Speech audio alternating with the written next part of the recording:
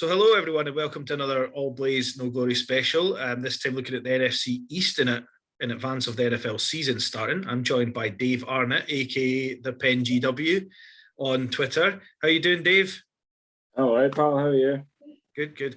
I never even checked. Do you like Dave or do you prefer to be a full David? I've got to be honest and say David. Right, okay, I'll try and remember that.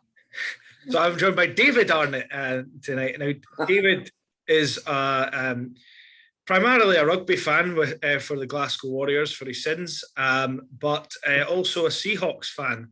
So, as usual... also for his sins. Also for his sins. As an LA Rams fan and an Edinburgh fan, we find ourselves at a crossroads quite often. So, how did you become a Seahawks fan? Believe it or not, it was actually the season after they won the Super Bowl because I happened to have the day off the next day, and I thought I'll watch the Super Bowl, and they were playing the Patriots, and I thought, well, I'm not cheering on for them. I'll pick the Seahawks, and we've stuck ever since then. It's fair enough. It'd be a bit like picking to support Glasgow after they won the Pro 12, I guess. Aye, I mean, you can't really accuse me of glory hunting. Do you know what I mean? That's fair enough, and obviously, you're not too upset by being a Seahawks fan. I mean, Russell Wilson's pretty exciting to watch, right? Well, you're kind of getting to the playoffs every year, so you just need to take that next step, and then that'll be it complete.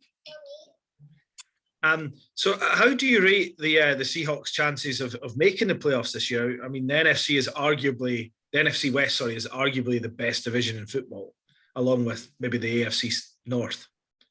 I think they've got the tools to do it. I mean, when you've got Bobby Wagner and you've got Jamal Adams, then you've always got a good shout. Out on wide receivers with DK Metcalf and Lockett, you'll stand good chance, and if you let Russ cook, then there's always chance that you can pick a lot up. Yeah, no, I think that's fair. And obviously there was a bit of sort of controversy coming into the season as to whether Russell Wilson was trying to get himself traded. But he was off, yeah. Yeah. I mean, what do you make of that? I mean, presumably if they have a bad year, it's Carroll that's head on the chopping block and not Wilson's, right?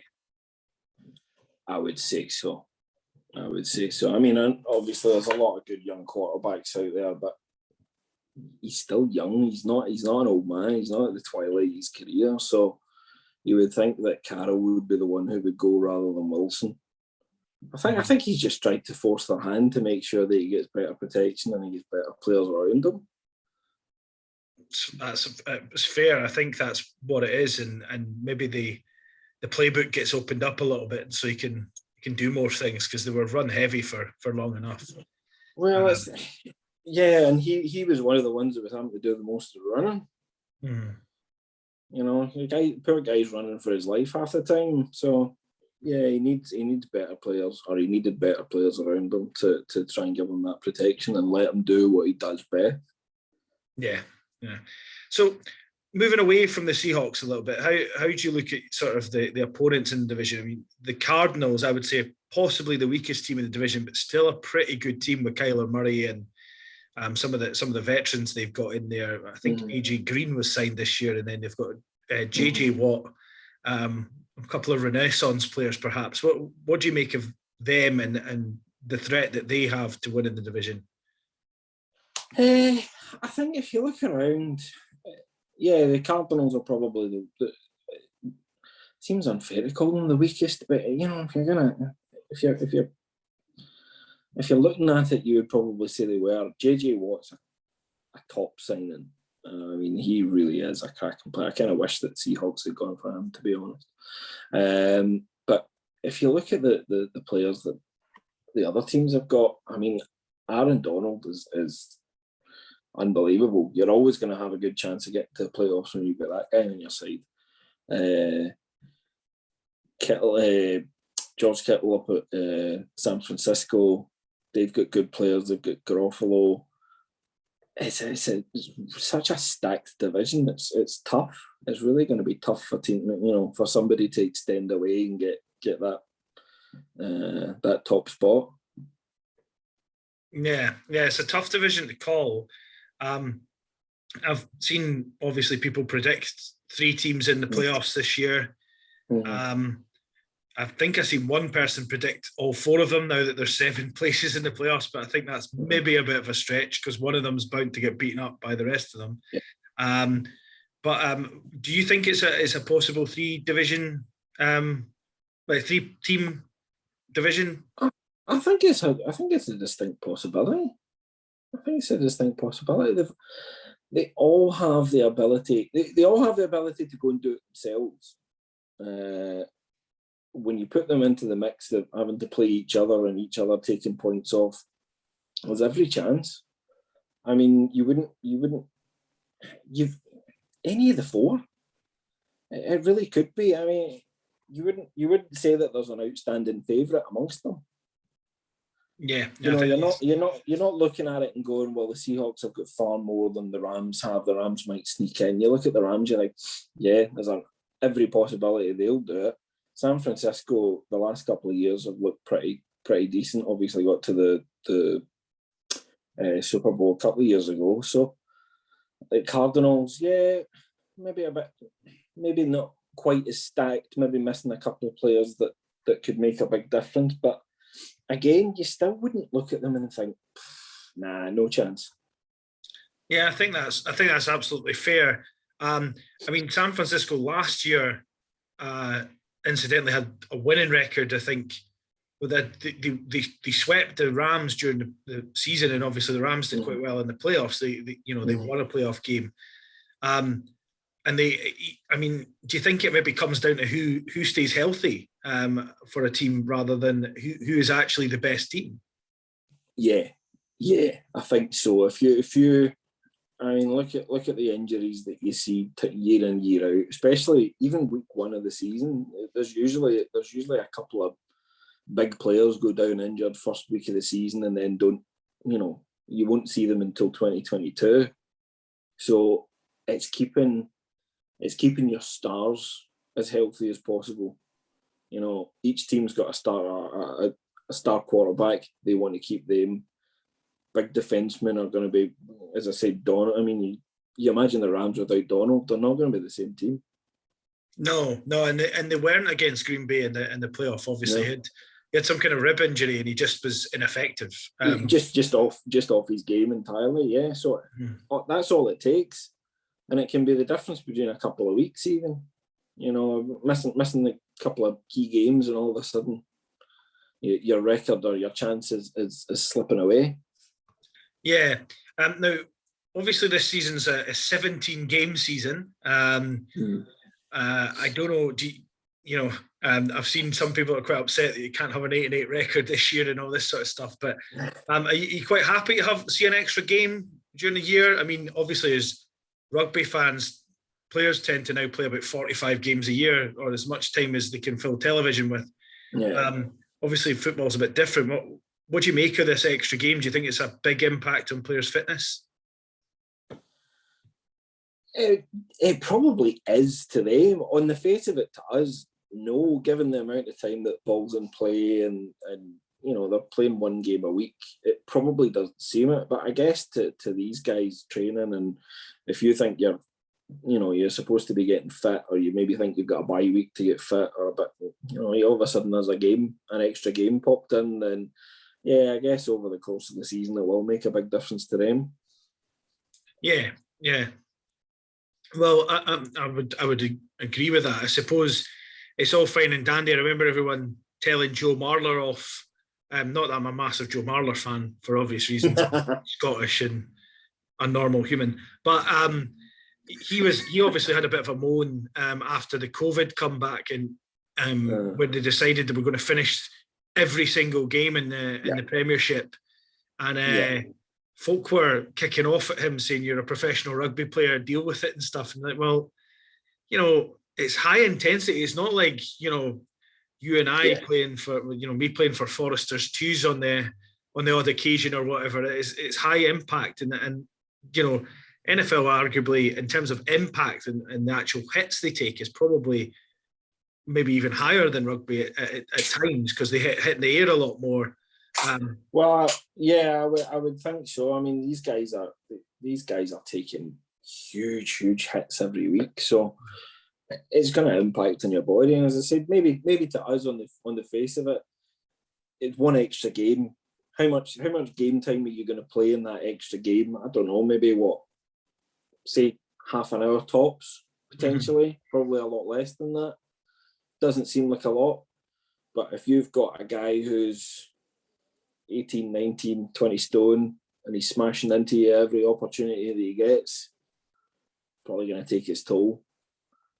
Yeah, I think so. I think it's probably even harder for the linemen because, I mean, that's on a war of attrition. I mean, wide receivers and stuff can't really be hit before they get the ball. So,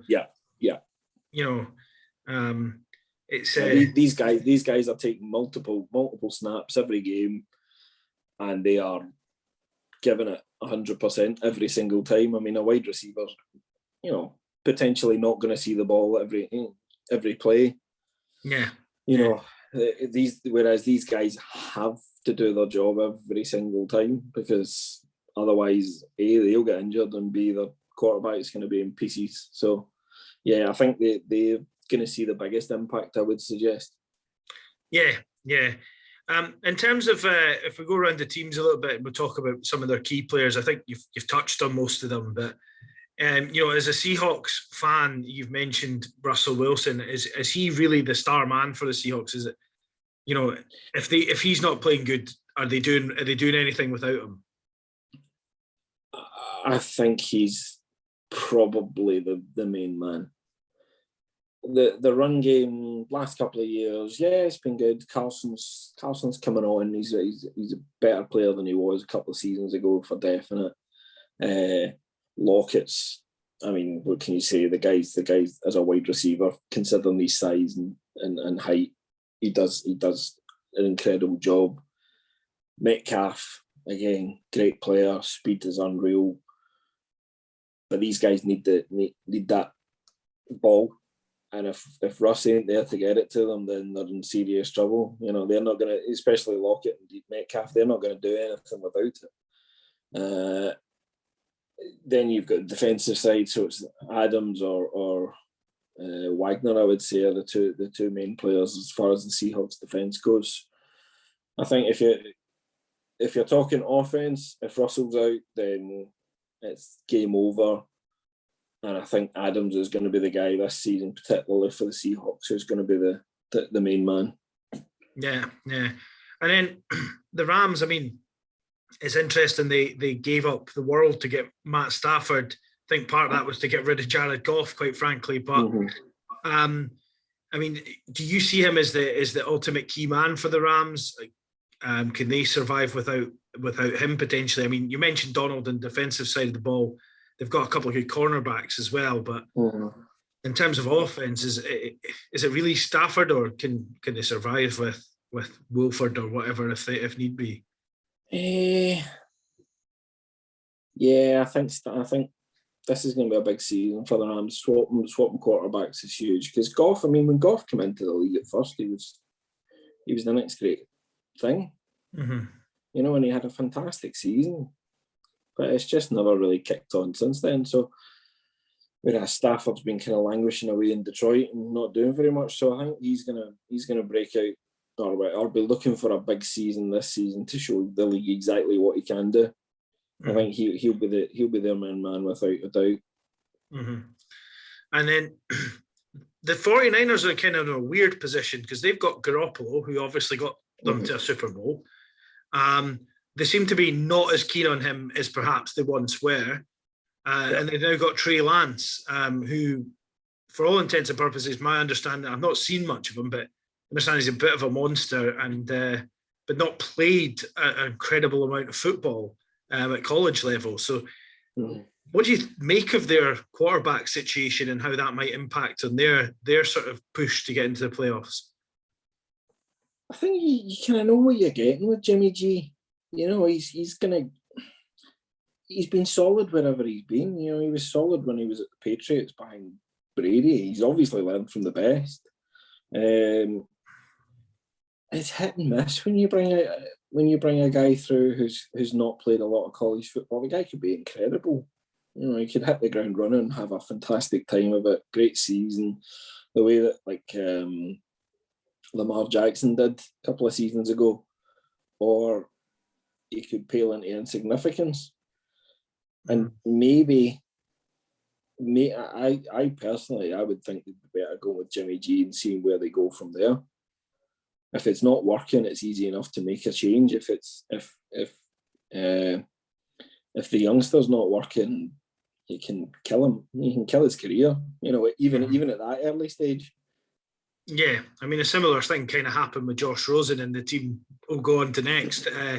Obviously, and now Josh Rosen, I think, is on a practice squad somewhere or something.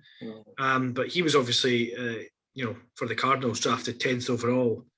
Didn't really get much of a chance, and then ended up bouncing about between the Dolphins and here, there, and everywhere. And now I think he's just a practice squad player. So, in terms of the Cardinals, obviously Kyler Murray is very important to them, his running ability and things. Do you think they rely too heavily on Kyler Murray, or have they got the balance right in Arizona? No, I think they probably rely too heavily on him. I think there's still maybe a couple of options like for him to be able to get the ball to and use as a decent runner. He's only a young lad. He is a quality player. There's no denying it. But I think they still need. I think they need further a couple of seasons maybe, and they could be challenging for playoffs and Super Bowls, but I don't think at this point in time. I think he needs a couple more weapons in his armory before they can look any further. Yeah. So right, I'm going to put you on the spot. Who wins this division? I'm going to say Seattle, aren't I? That's fair enough. That's I'm going to fair. pick the Rams. That's fair enough. So obviously we were chatting a little bit about the division. Who do you see as the sort of the Super Bowl teams this year? Do you know?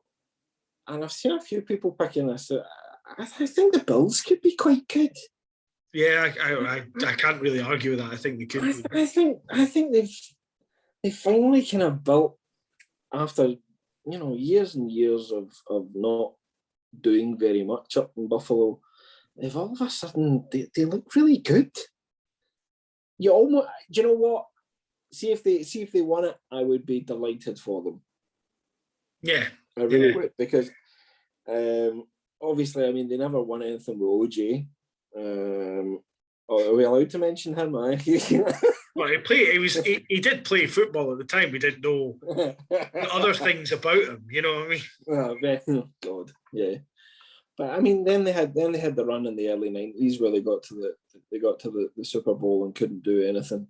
Couldn't get over the line. But I think they look really good. They just got a good team, and I like the look of Tennessee as well. It's an interesting combo. So out of those two, I take it you think the Bills will make it from the AFC over Tennessee, or you thinking Tennessee could upset the apple cart? Because not many people have picked Tennessee to win the AFC, certainly. It's just that it's when you've got Henry at running back. I mean, look what he did last season. He was destroying teams. Yeah. I mean, maybe they rely again too heavily, but he was absolutely destroying teams. Runs from ridiculous positions and touchdowns. Yeah.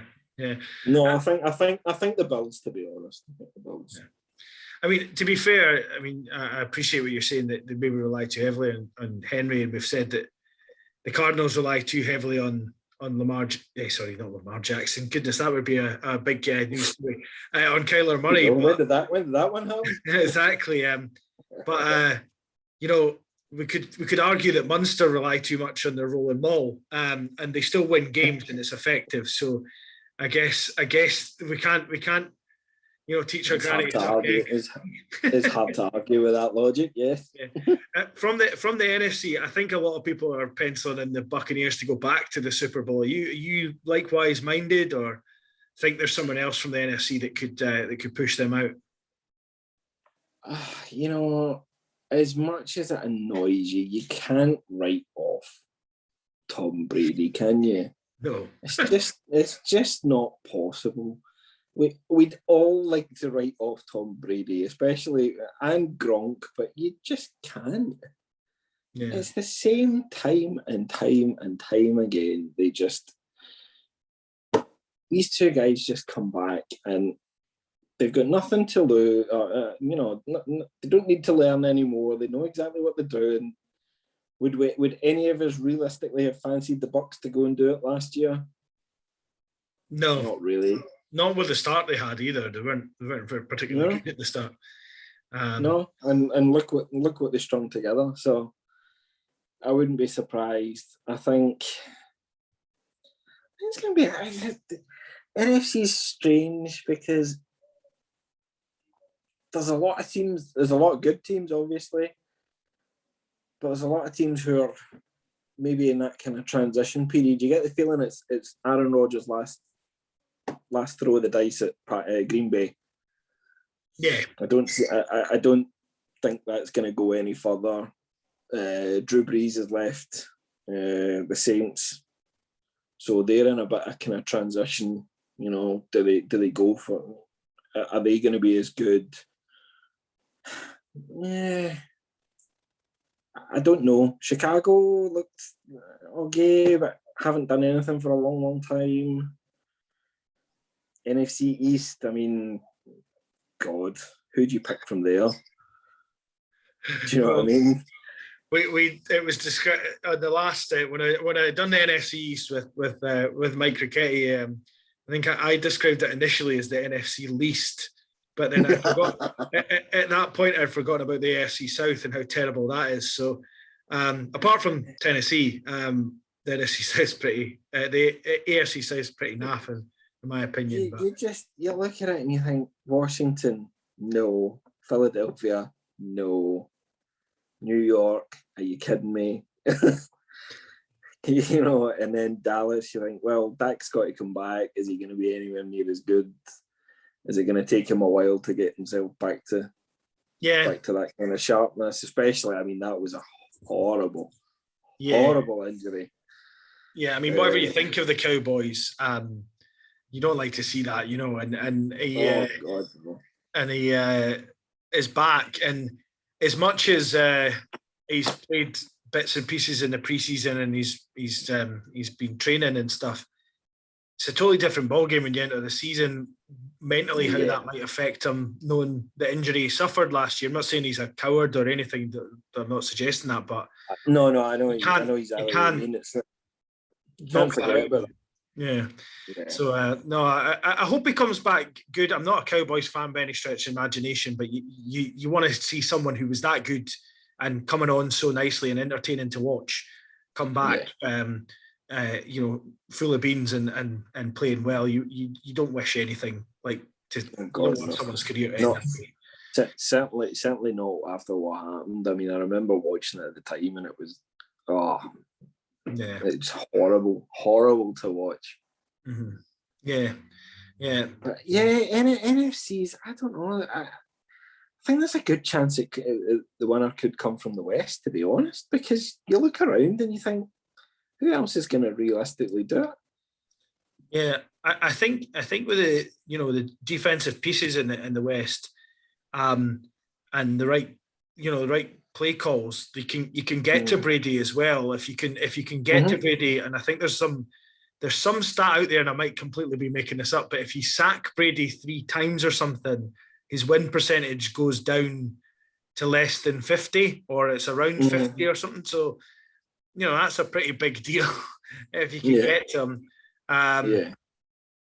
But he's, Father Time is, I don't know if he's paid off Father Time or, whatever, but it's unbelievable. I mean, you have, whether you're a big fan of the guy, I know you have to just stand back and admire. I mean, he's never. It's not as if he's lost his pace because he never particularly had it. So that's true. It's true. You know, but you can't bet against the guy. Yeah, yeah. And I mean, the thing is about Brady as well is his movement's kind of deceptive. He just seems to move into a little bit of space enough to get the ball away, and that's it. You know, it's not.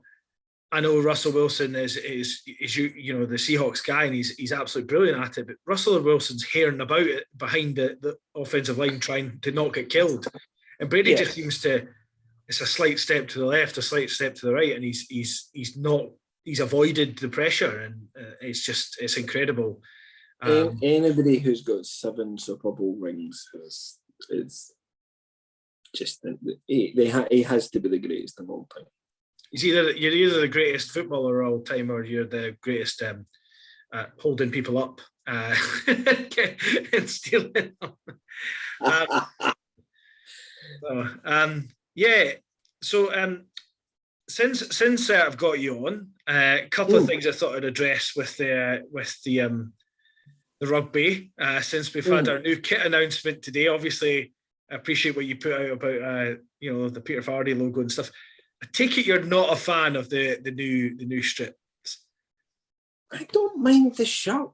The shirt's all right. Actually, I don't. Put it this way: when I seen it, I didn't think, "Ugh, that's hideous." It's the sponsor that ruined it for me. A sponsor, and their logo makes or breaks a shirt. Yeah, I can understand some people aren't overly keen on it. They're not keen on the collar. They're not keen on the little pink and blue flashes on the arms and stuff like that. That's fine. I get that. But if you've got a hideous sponsor, which it's not the nicest looking sponsor in the world, is it? It kills it. It's like a couple of years ago when Glasgow had the I've forgotten the name, SP Energy Networks thing. And it was a really good looking shirt, and then they ruined it by having a big green box on the front of it. Yeah. You know, and incidentally, they can. I mean, incidentally, they've toned that down for the women's shirts now. Their shirts actually, with that sponsor on it, SP Energy Networks, look better than the men's ones. Of course, you can't buy the women's ones, but it's the same. It's the same with the Glasgow shirts. You know, they've used it as a white lettering on a black shirt. It looks smart. It looks nice. It's not the greatest sponsor in the world, but it looks pretty decent. But the Vardy thing just doesn't look nice at all. Yeah. I mean, I found a secret with the sponsors, because after, you know, BT, I could cope with the kind of the old BT sponsor, but they then changed it to that ridiculous circle. Yes, that looks, you know, like a child's had, you know, a stencil set out and made a new logo for them. My life hack was just start getting the cotton ones, because the sponsor's way smaller. So, yeah, it's usually like a tiny wee bit up by the badge, isn't it? Yeah. I think the other thing that puts people off is that there's no Scotland underneath the logo anymore. Yeah, I've seen a few people mentioning about that. Yeah, I don't know. I'm not overly fussed. I'm not overly fussed by that. It's not a huge change from how it looked. Not really. They've just dropped the lettering, so it's not. I don't mind it too much. Yeah. No. You know, you feel like it's new kits every year, and the costs are astronomical for these kits. That's exactly it. Yeah. And I know nobody's forced to buy them, but you know, if you want any kind of new merchandise, it's just ask for so much.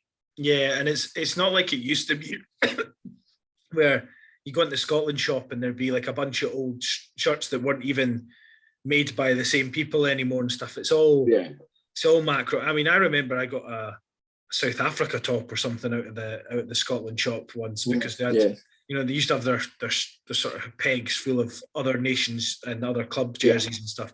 Yeah. But yeah, I mean, I'm okay with it. I don't particularly need to rush out and buy it, to be fair. No, I'll be keeping my money safely in my bank account. Yeah. I actually incidentally quite like the Sevens one, which is kind of Seahawks colours actually, and the sort of green and. Yeah, I seen that earlier. It's not bad. It's not bad. Yeah. I don't know. I'm not a big fan. This is going to sound weird, given who I support in the American football. I'm not a big fan of a green Scotland shirt. Well, I mean, I've had some folk argue that it looks like the Irish shirt, which it doesn't. But it does. It is green. It's not. I don't really get where green associates with Scotland. No, particularly. I even didn't quite mind it so much when it was the pink one, but again, I don't know where that comes in with Scotland. But yeah, the pink wasn't quite so bad, but green's a bit. Yeah, and they had the sort of off purple one, which they said was actually heather. Of the Scottish team. Yeah, so marketing spin. Yeah, I mean, of course it is. It's just to make us part with money. But I think I'm more inclined to maybe get the Edinburgh away one this year, largely because I'll be safer when I'm crossing the road if I'm wearing it. So because it's bright orange. And I would look like a parking cone, I think, when I'm out and about. or a giant can of Iron Brew. Or a giant can of Iron Brew. I think someone's done that with. They've done is it the Glasgow tops? I've got the dairy milk one with, and then someone's done the Iron Brew cans with the Edinburgh one or something. Yeah, it'll be Graham Love or something that's done it, but it's quite funny. Just lastly, looking at past events in the rugby. Geordie Barrett, I mean, we're watching American football, we're talking about getting hit in the air. I don't suppose we'll be seeing many wide receivers fly kick anyone when they're catching a ball. What do you make of the what do you make of that decision not to follow through on his red card? It just makes a mockery of the whole thing.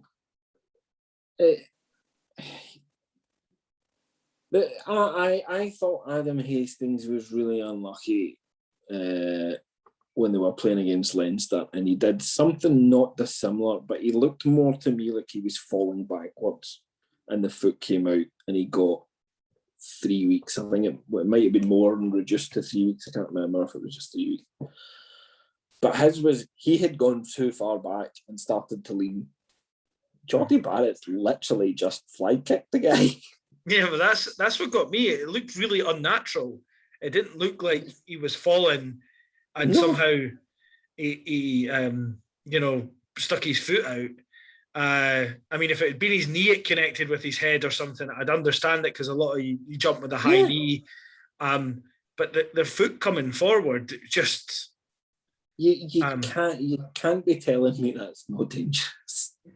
No, and the thing for me is that they either say, well, that's a red card and you follow through on it, or you just outlaw jumping for the ball, which means that short people are at a disadvantage. And then we'll end up with just more big lumps playing rugby in a less skillful game. So they need to kind of sort it out, essentially. They just shoot themselves in the foot every time with inconsistency. Mm-hmm. Yeah.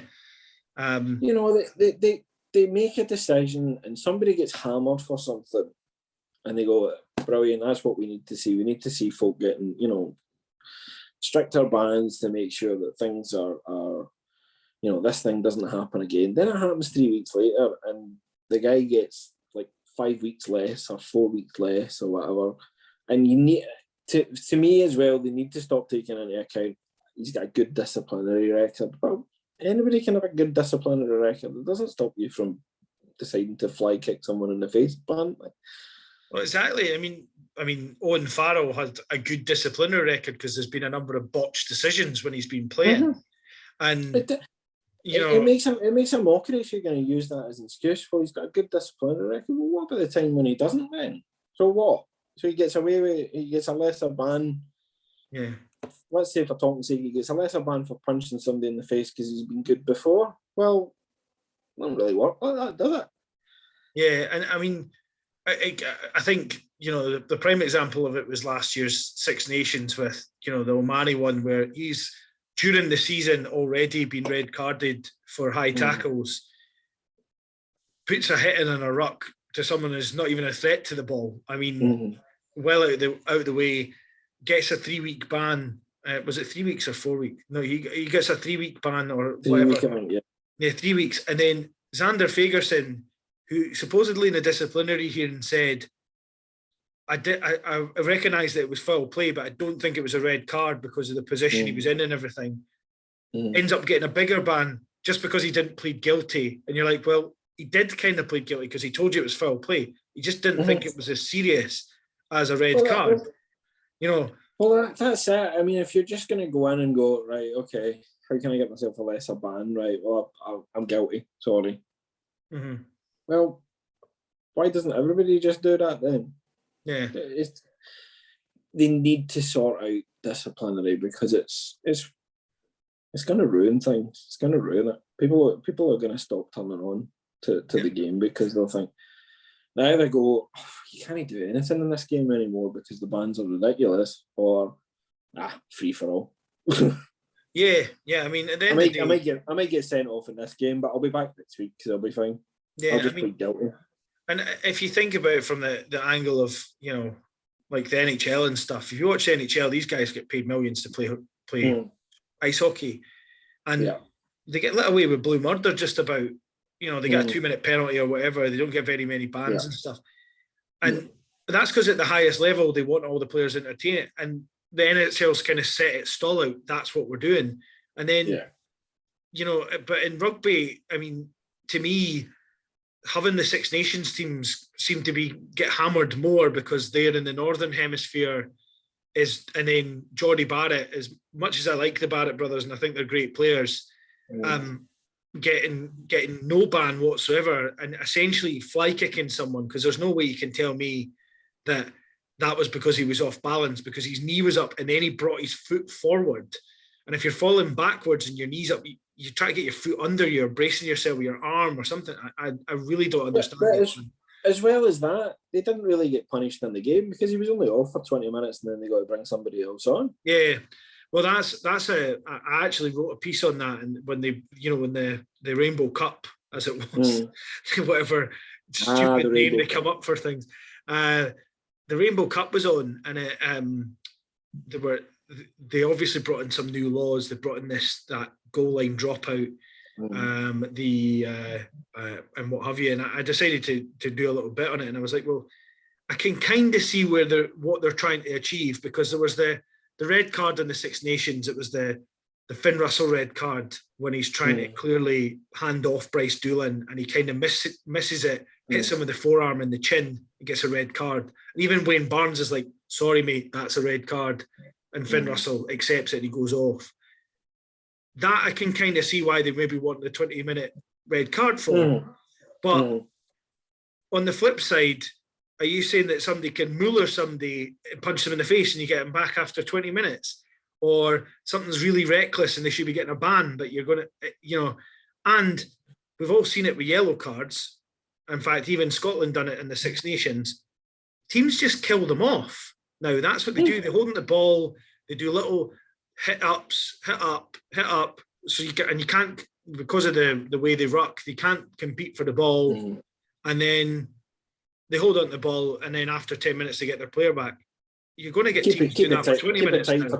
Keep it tight for 20 minutes, boys, and then we'll be back up to full strength. Exactly. And if we've seen games where, you know, even the Scotland game when they lost Xander Fagerson, it was quite exciting at the end because Scotland had to keep playing rugby. They couldn't wait until the player came back on. So I don't agree with the 20-minute red card. I don't like it. I mean, and I'm not that I'm suggesting that any team ever would use it to or deliberately use it to their advantage. But who's to say that, you know, we'll all go out and banjo the the fly half then. Yeah. Do it in the first 10 minutes, and then we'll get a player back. They won't get him back, but we'll get somebody on in his place. Yeah, well, that's exactly. I mean, we've all seen Courtney Laws with some of these questionably late hits. And sometimes I think that's just because he's a bit of a lump. But we've seen it now. I'm not saying that but he knows then, well, I can fly really close to the limit here. Not necessarily going out his way to injure someone, but I can be really close to the edge here with some of these hits to send a message. And he ends up killing Faf de Klerk or something like that in a big game. Faf de Klerk's away off, and they get, whoever's next in it. It's not Ellen. One of the Yanni boys back on, and it's not the same player. So it is a risky area, and I think, to be honest with you, 20-minute red card thing is more likely to be used in that manner in the amateur ranks, where there's not as many TMOs and stuff. So there's the double thing where if I punch the boy, the ref probably won't see it. Now they've got, well, if I punch the boy and the ref does see it, my team will get somebody back after 20 minutes, so it's not such a big deal. But to me, a red card's always been red. Football, rugby, no matter what, if you get a red card, you get a red card. That's it. Mm-hmm. Yeah, that's the, and okay. Sometimes you'll be unlucky. Granted, maybe not quite so much now with with TMO and VAR in football, but sometimes people will still look and, how's that a red card? That's never a red card in a million years.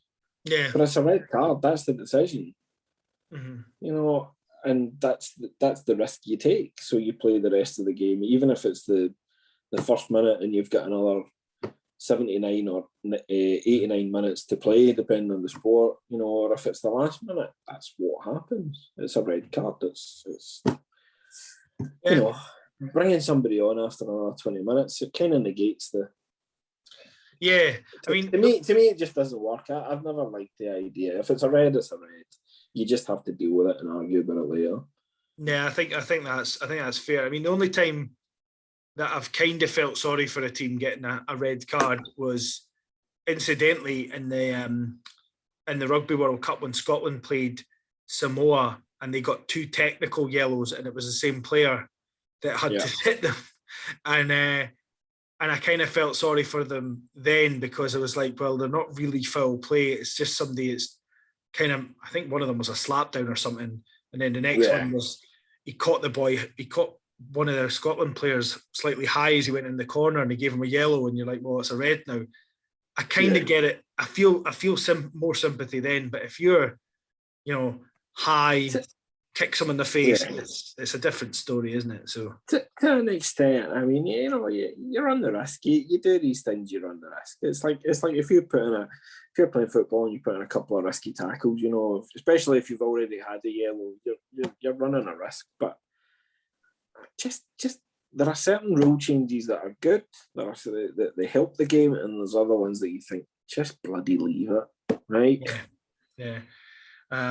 Well, anyway, I've went way off topic with that, but I thought I'd talk to someone that's a bit more rugby minded. I was trying to tell my fiance about it, and she's like, "Yeah, whatever, leave me alone."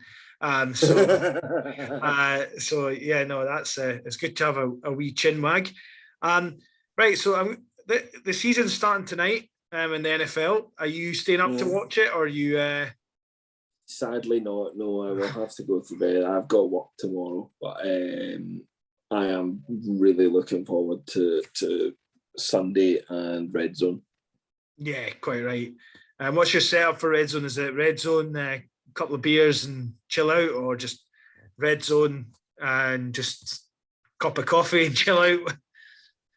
Well, it depends. If I can get the TV, if I can get access to the TV, then we'll watch it on that. If I'm not forced to watch something by my 5.5-year-old, and I have to end up with the iPad. But yeah, hopefully a couple of beers and chill out and watch it and stay up till the kind of 11:30, 12, and then have to go to bed because I've got work the next morning. Fair enough. Yeah.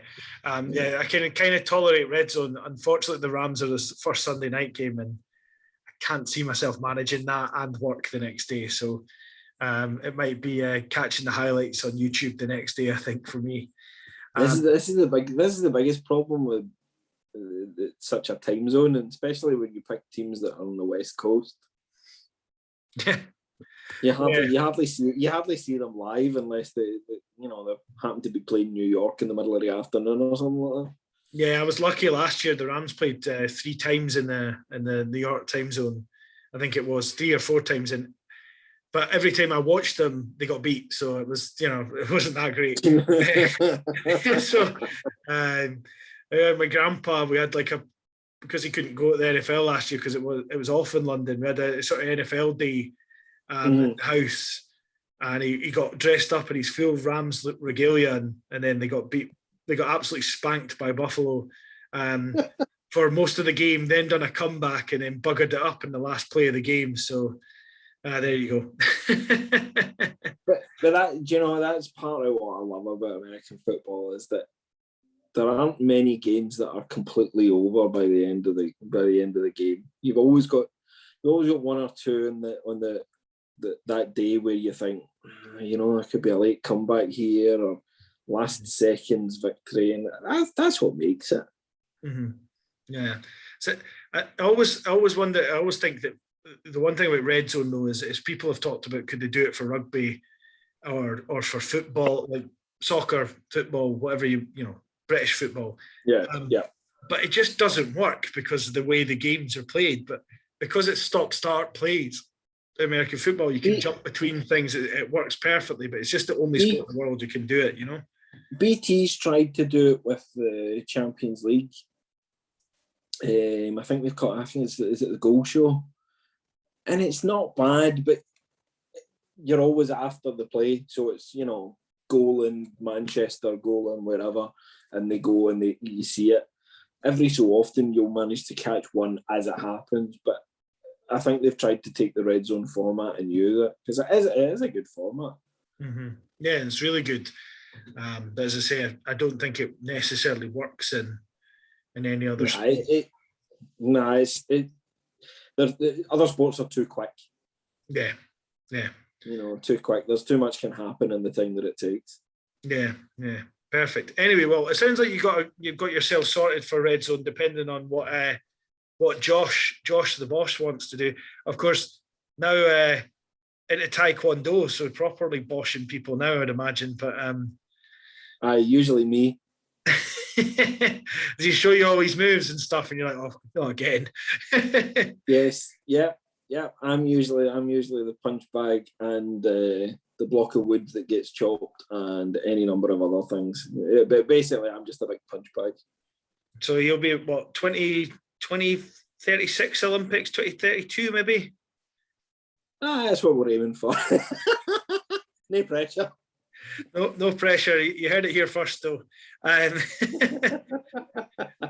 Brilliant. Well, as usual, it's been a pleasure to talk to you again, and no doubt we'll chat some more or exchange pleasantries on Twitter. I look forward to it, pal. Yeah, and I'm not going to ask you to predict who's going to win the Italian Scottish group in the famous Italian Scottish rivalry from years ago.